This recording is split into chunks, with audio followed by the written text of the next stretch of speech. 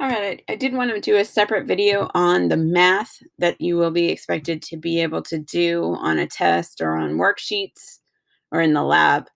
Uh, the math here is pretty simple. We use cubes for you.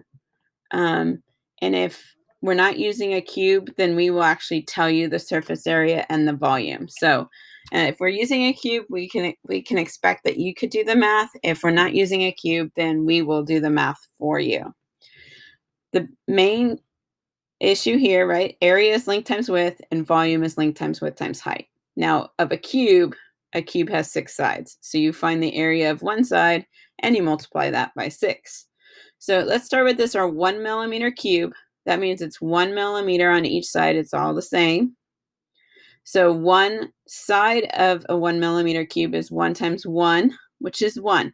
So 1 millimeter squared. Now it has 6 sides, so 6 times 1 squared is 6 millimeters squared.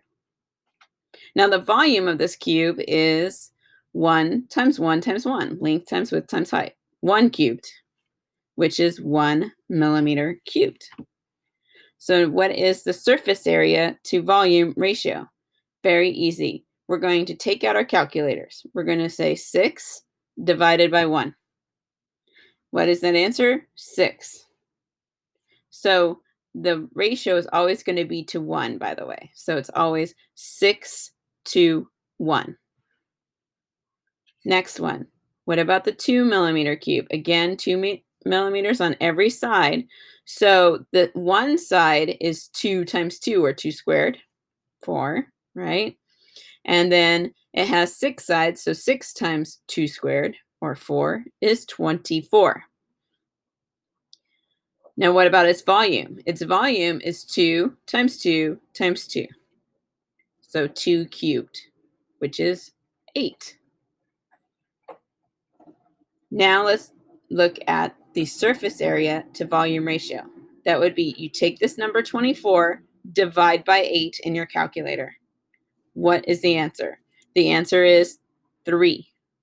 And again, we're always just going to say 2, 1, because it's a ratio. So when you divide the larger number, the surface area divided by the volume, you get a number. That's the number we're really looking for, 3 to 1. Last one, we have a 4 millimeter cube. 4 times 4 is 16, or 4 squared. 6 times 4 squared, or 16, is 96. The volume is 4 times 4 times 4, or 4 cubed, which is 64. So the surface area to volume ratio is 96 in our calculator, divide 64. What is the answer? 1.5. So the ratio is 1.5 to 1. Now, again, we were saying larger surface area to volume ratio means that the size of the cell is smaller.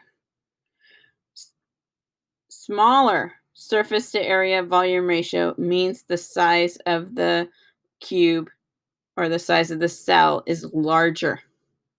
What is best in biology? In biology, always the highest, largest surface to area volume ratio. This number 6 is much bigger than 1.5. So this cell is much more efficient, faster than this cell. And when we look up, what do we see? This larger number goes with the smallest cell. And this larger number goes with, or the smaller number goes with the largest cell. So large surface to area volume ratio, 6 beats 1.5. 6 is the winner. So keep that in mind as you do the math and as we talk about large surface to area volume ratio.